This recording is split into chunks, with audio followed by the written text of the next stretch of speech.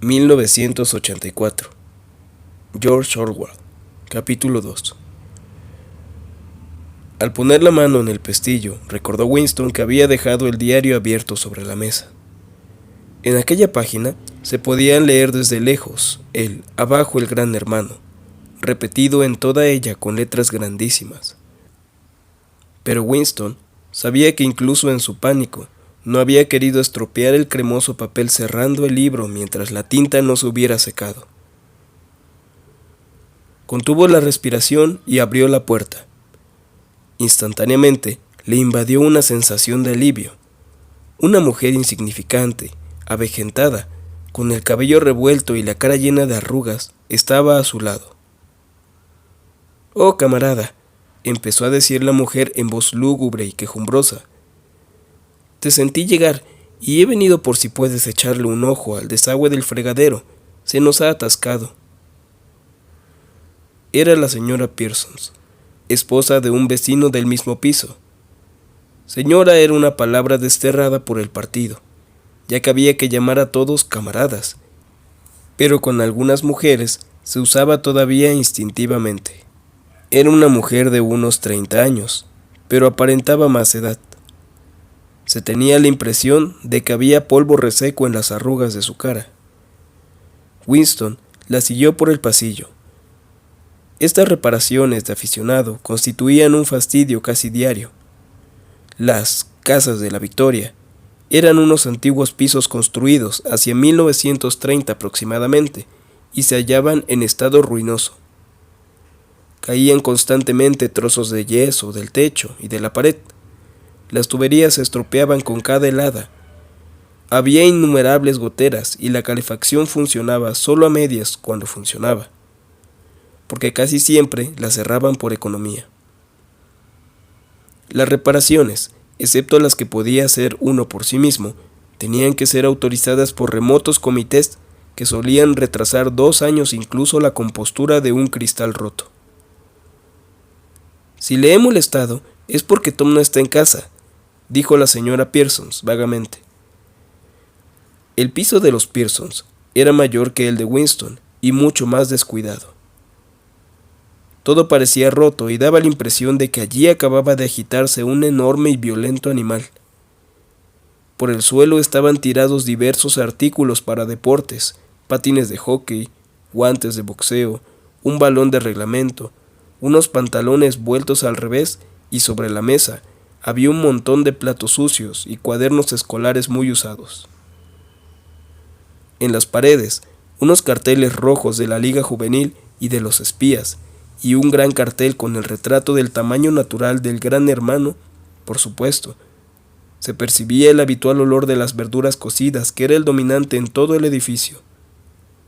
Pero en este piso era más fuerte el olor a sudor, que se notaba desde el primer momento, aunque no alcanzaba uno a decir por qué era el sudor de una mujer que no se hallaba presente entonces. En otra habitación, alguien con un peine y un trozo de papel higiénico trataba de acompañar a la música militar que brotaba todavía de la telepantalla. «Son los niños», dijo la señora Pearson, lanzando una mirada aprensiva hacia la puerta. «Hoy no he salido y, desde luego...» Aquella mujer tenía la costumbre de interrumpir sus frases por la mitad. El fregadero de la cocina estaba casi hasta el borde de agua sucia y verdosa que olía aún peor que la verdura. Winston se arrodilló y examinó el ángulo de la tubería de desagüe donde estaba el tornillo. Le molestaba emplear sus manos y también tener que arrodillarse, porque esa postura le hacía toser. La señora Pearson lo miró desanimada. «Naturalmente, si Tom estuviera en la casa, lo arreglaría en un momento. Le gustan esas cosas. Es muy hábil en cosas manuales. Sí, Tom es muy...» Pearson era el compañero de oficina de Winston en el Ministerio de la Verdad. Era un hombre muy grueso, pero activo y de una estupidez asombrosa. Una masa de entusiasmos imbéciles. Uno de esos idiotas de los cuales, todavía más que de la policía del pensamiento, dependía de la estabilidad del partido. A sus 35 años acababa de salir de la Liga Juvenil, y antes de ser admitido en esa organización, había conseguido permanecer en la de los espías un año más de lo reglamentario. En el ministerio estaba empleado en un puesto subordinado para el que no se requería inteligencia alguna, pero, por otra parte, era una figura sobresaliente del comité deportivo y de todos los demás comités dedicados a organizar excursiones colectivas, manifestaciones espontáneas, las campañas pro ahorro y en general todas las actividades voluntarias. Informaba a quien quisiera oírle, con tranquilo orgullo y entre chupadas a su pipa, que no había dejado de acudir ni un solo día al centro de la comunidad durante los 4 años pasados. Un fortísimo olor a sudor, una especie de testimonio inconsciente de su continua actividad y energía, le seguía donde quiera que iba, y quedaba tras él cuando se hallaba lejos. «¿Tiene usted un destornillador?», dijo Winston tocando el tampón del desagüe. «Un destornillador», dijo la señora Pearsons, inmovilizándose inmediatamente. «Pues no sé, es posible que los niños...». En la habitación de al lado se oían fuertes pisadas y más trompetazos con el peine. La señora Pearsons trajo el destornillador.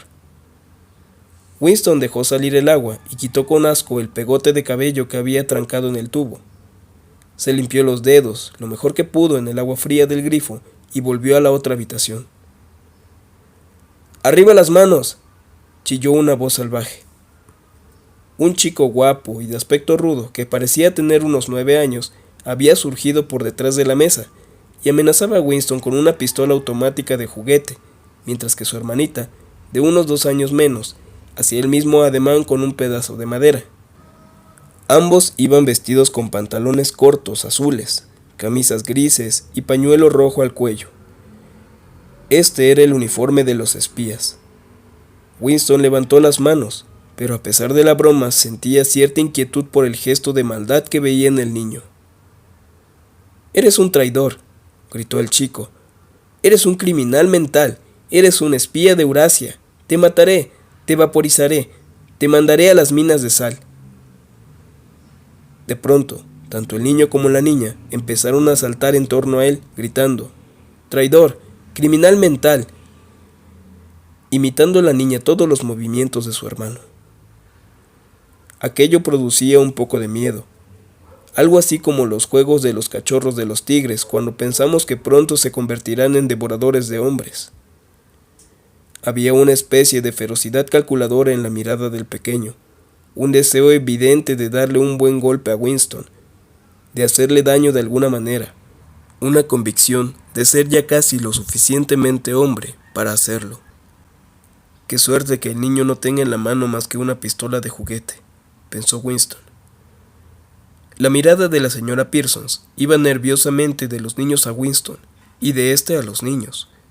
Como en aquella habitación había mejor luz, pudo notar que en las arrugas de la mujer había efectivamente polvo. «Hacen tanto ruido», dijo ella. «Están disgustados porque no pueden ir a ver ahorcar a esos. Estoy segura de que por eso revuelven tanto. Yo no puedo llevarlos, tengo demasiado que hacer, y Tom no volverá de su trabajo a tiempo». «¿Por qué no podemos ir a ver cómo los cuelgan?», gritó el pequeño con su tremenda voz, impropia de su edad. «Queremos verlos colgar, queremos verlos colgar», canturreaba la chiquilla mientras saltaba. Varios prisioneros euroasiáticos, culpables de crímenes de guerra, serían ahorcados en el parque aquella tarde, recordó Winston. Esto solía ocurrir una vez al mes y constituía un espectáculo popular. A los niños siempre les hacía gran ilusión asistir a él. Winston se despidió de la señora Pearsons y se dirigió hacia la puerta, pero apenas había bajado 6 escalones cuando algo le dio en el cuello por detrás, produciéndole un terrible dolor. Era como si le hubieran aplicado un alambre incandescente. Se volvió a tiempo para ver cómo retiraba la señora Pearsons a su hijo del descansillo. El chico se guardaba un tirachinas en el bolsillo. «¡Goldstein!», gritó el pequeño antes de que la madre cerrara la puerta. Pero lo que más asustó a Winston fue la mirada de terror y desamparo de la señora Pearsons. De nuevo en su piso, Cruzó rápidamente por delante de la telepantalla y volvió a sentarse ante la mesita sin dejar de pasarse la mano por su dolorido cuello. La música de la telepantalla se había detenido. Una voz militar estaba leyendo, con una especie de brutal compadecencia, una descripción de los armamentos de la nueva fortaleza flotante que acababa de ser anclada entre Islandia y las Islas Feroe. Con aquellos niños, pensó Winston, la desgraciada mujer debía de llevar una vida terrorífica. Dentro de 1 o 2 años, sus propios hijos podían descubrir en ella algún indicio de herejía. Casi todos los niños de entonces eran horribles. Lo peor de todo era que esas organizaciones, como la de los espías, los convertían sistemáticamente en pequeños salvajes ingobernables. Y, sin embargo, este salvajismo no les impulsaba a rebelarse contra la disciplina del partido. Por el contrario, adoraban el partido y a todo lo que lo relacionaba con él. Las canciones, los desfiles, las pancartas, las excursiones colectivas, la instrucción militar infantil con fusiles de juguete, los eslogans gritados por doquier, la adoración del gran hermano. Todo ello era para los niños un estupendo juego. Toda su ferocidad revertía hacia afuera, contra los enemigos del Estado, contra los extranjeros, los traidores, saboteadores y criminales del pensamiento. Era casi normal que personas de más de 30 años le tuvieran miedo visceral a sus hijos, y con razón, pues apenas pasaba una semana sin que el Times publicara unas líneas describiendo cómo alguna viborilla, la denominación oficial era heroico niño, había denunciado a sus padres a la policía del pensamiento, contándole a ésta lo que había oído en casa.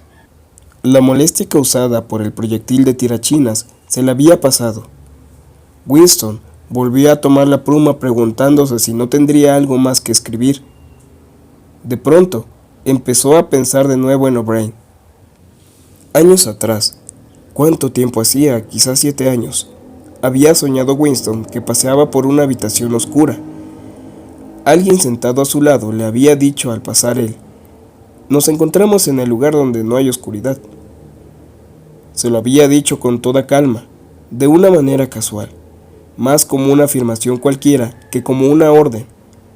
Él la había seguido andando, y lo curioso era que al oírlas en el sueño, aquellas palabras no la habían impresionado. Fue solo más tarde y gradualmente cuando empezaron a tomar significado. Ahora no podía recordar si fue antes o después de tener el sueño cuando había visto a O'Brien por vez primera, y tampoco podía recordar cuándo había identificado aquella voz como la de O'Brien. Pero, de todos modos, era indudablemente O'Brien quien le había hablado en la oscuridad. Nunca había podido sentirse absolutamente seguro, incluso después del fugaz encuentro de sus miradas esta mañana, de si O'Brien era un amigo o un enemigo, ni tampoco importaba mucho eso. Lo cierto era que existían entre ellos un vínculo de comprensión más fuerte y más importante que el afecto o el partidismo. «Nos encontramos en el lugar donde no hay oscuridad», le había dicho. Winston no sabía lo que podía significar esas palabras, pero sí sabía que se podían convertir en realidad. La voz de la telepantalla se interrumpió. Sonó un claro y hermoso toque de trompeta, y la voz prosiguió en tono chirriante. «Atención, vuestra atención, por favor. En este momento nos llega una notirrelámpago del frente Malabar. Nuestras fuerzas han logrado una gloriosa victoria en el sur de la India. Estoy autorizado para decir que la batalla que me refiero puede aproximarnos bastante al final de la guerra. He aquí el texto del notirrelámpago». Malas noticias, pensó Winston.